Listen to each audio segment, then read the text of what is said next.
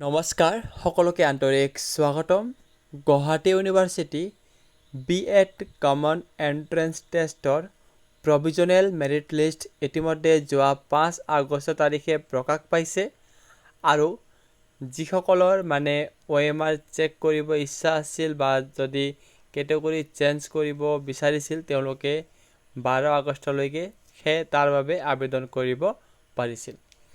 গতিকে গুৰুত্বপূৰ্ণ কথাটো হ'ল যে Guwahati university B.Ed common entrance টেষ্টৰ ফাইনেল মেৰিট লিষ্টটো কেতিয়া প্ৰকাশ পাব। এইটো হৈছে গুৱাহাটী ইউনিভাৰ্চিটিৰ অফিচিয়েল ৱেবছাইট admission.guwahati.ac.in।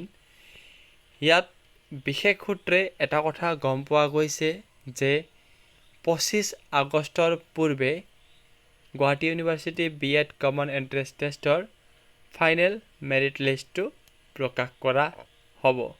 ধন্যবাদ।